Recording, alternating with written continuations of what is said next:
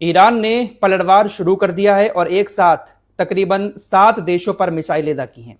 दरअसल अभी कुछ देर पहले अमेरिका और इजराइल ने ईरान के ऊपर हमला कर दिया। ईरान की राजधानी समेत कई सारे बड़े शहरों में इजराइल ने धमाके किए और इसमें अमेरिका भी शामिल था। 1 घंटे के बाद ईरान ने पलटवार कर दिया है और तकरीबन 7 देशों पर एक साथ मिसाइलें दागी हैं।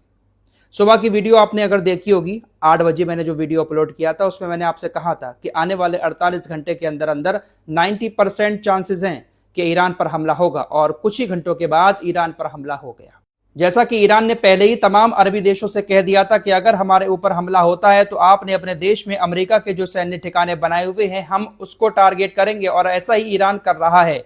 ईरान ने एक साथ इजराइल समेत कुवैत, कतर, बहरीन, सऊदी अरब जैसे देशों पर मिसाइलें दागी हैं। आइए इस खबर को थोड़ा डिटेल में जाते हुए शुरू करते हैं। आपको मालूम ही है कि अमेरिका ईरान के बीच क्या कुछ चल रहा है। परमाणु मामले को लेकर ईरान अमेरिका के साथ बातचीत कर रहा था, लेकिन कोई हल नहीं निकल पाया। अमेरिका इजराइल चाह रहे हैं कि ईरान परमाणु हथियार ना बनाए। इसी के चलते हुए आज इजराइल ने अमेरिका के साथ मिलकर ईरान की राजधानी तेहरान समेत कई सारे बड़े इलाकों में एयर स्ट्राइक कर दी। इजराइल के लड़ाकू विमान जाते हैं और धमाके करके वापस आते हैं।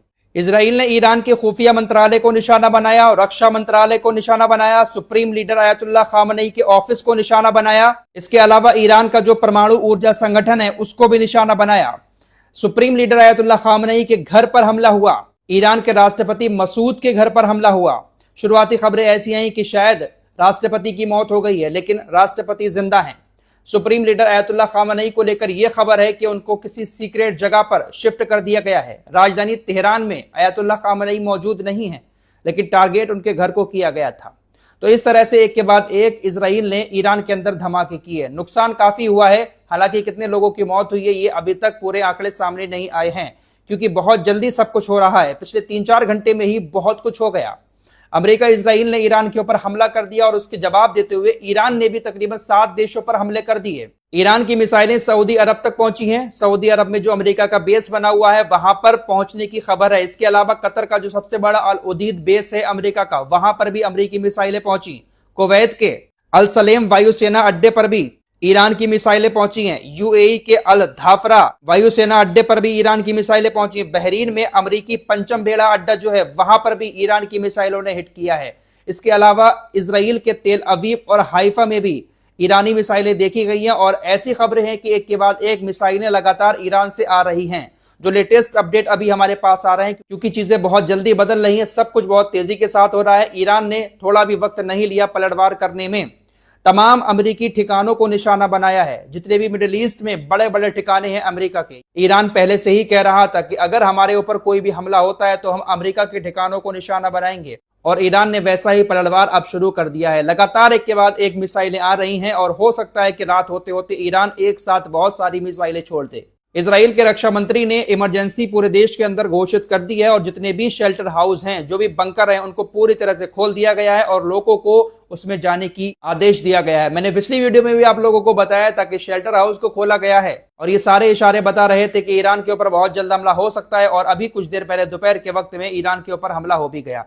अब इनको डर है पलटवार का कि ईरान तगड़ा पलटवार करेगा।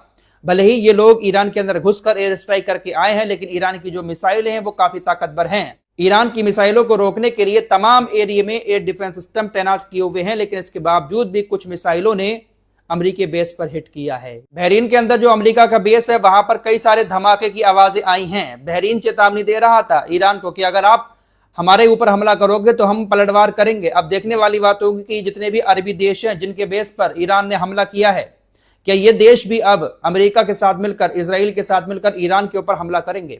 इजराइल ने ईरान के ऊपर ये जो एयर स्ट्राइक की है, इस एयर स्ट्राइक के बाद इजराइल ने कहा कि देखिए, हम क्षेत्र में जो खतरा पैदा हो रहा था उस खतरे को दूर करने के लिए ये एयर स्ट्राइक शुरू कर रहे हैं। हम इस ऑपरेशन को आगे तब तक चलाते रहेंगे जब तक क्षेत्र में खतरा कम नहीं हो जाता।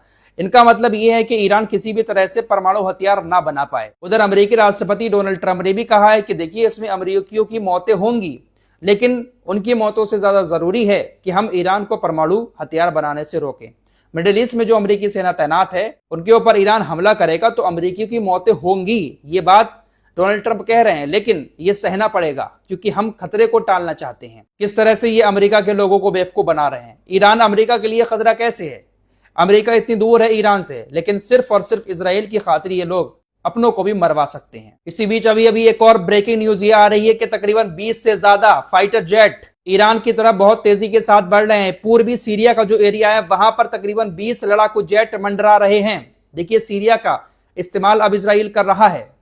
पहले सीरिया के राष्ट्रपति को वहां से हटाया और उसको अपने कब्जे में किया, और अब उसी सीरिया की जमीन का इस्तेमाल करके इजराइल के लड़ाकू विमान ईरान के अंदर जा रहे हैं। इजराइल के लड़ाकू विमान जो ईरान के अंदर पहुंचे हैं वो डायरेक्ट ऐसे एकदम नहीं पहुंच गए, बल्कि तमाम इस्लामिक देशों का सहारा लेकर उनके एयर स्पेस का इस्तेमाल करके ही ईरान तक पहुंच रहे हैं। खासकर जो सीरिया का एयर स्पेस है वो इजराइल के लिए काफी अहम है और यहां से ईरान के ऊपर टारगेट करना बहुत आसान है। इजराइल अभी और एयर स्ट्राइक करेगा, खामोश नहीं बैठेगा, लेकिन ईरान भी खामोश नहीं है। ईरान ने वक्त नहीं लिया पलटवार करते हुए और एक के बाद एक मिसाइलें दागना शुरू कर दी हैं। फिलहाल जो अब तक जंग की आशंका थी वो अब पूरी तरह से शुरू हो चुकी है और अब इसमें अमेरिका भी पूरी तरह से इन्वॉल्व होगा, क्योंकि अमेरिका के राष्ट्रपति डोनाल्ड ट्रंप ने ही रात 1 बजे ये फैसला लिया है। मैंने आपको बताया था कि रात के वक्त में 1 बजे मीटिंग हो रही है जब अमेरिका के अंदर दिन था, और उसी वक्त ये फैसला लिया गया होगा कि ईरान के ऊपर हमला होगा। फिलहाल एक और ब्रेकिंग न्यूज ये आ रही है कि इस हमले में ईरानी सेना के कमांडर इन चीफ की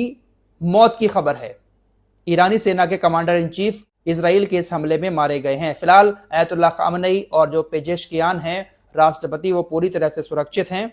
अयतुल्लाह खामनेई इनका सबसे बड़ा टारगेट है और उनको किसी सुरक्षित जगह पर पहले ही शिफ्ट कर दिया गया है, इसलिए इजराइल के हमले में उनका कोई नुकसान नहीं हुआ है। एक खबर ऐसी भी आ रही थी कि अब्राहिम लिंकन को भी टारगेट किया है ईरान ने, लेकिन यह खबर अभी कंफर्म नहीं हुई है। अभी भी अब्राहिम लिंकन पर्शियन गल्फ में मौजूद है। ईरान ने इस पर अभी हमला नहीं किया है। हमारी मीडिया पर भी काफी ये खबर चल रही है कि अब्राहिम लिंकन पर भी ईरान ने हमला कर दिया, लेकिन अभी हमले की खबर कंफर्म नहीं हुई है। रियाद में भी कुछ धमाके की खबरें सामने आ रही हैं, कुवैत में भी कई सारे धमाके सुने गए हैं। कुल मिलाकर बात यह है कि ईरान ने जो कहा था वो ईरान कर रहा है।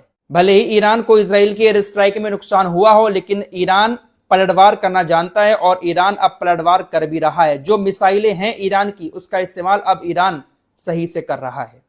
एक साथ कई सारे देशों पर हमला करना यह काफी बड़ी बात होती है। एक साथ सारे टारगेट ईरान ने अपनी मिसाइलों पर सेट किए और एक साथ सभी ठिकानों पर मिसाइलें दागी गई। फिलहाल ये जंग शुरू हो चुकी है, इस जंग पर हमारी नजर बनी हुई है। लेटेस्ट अपडेट के लिए हमारे साथ जुड़े रहिए।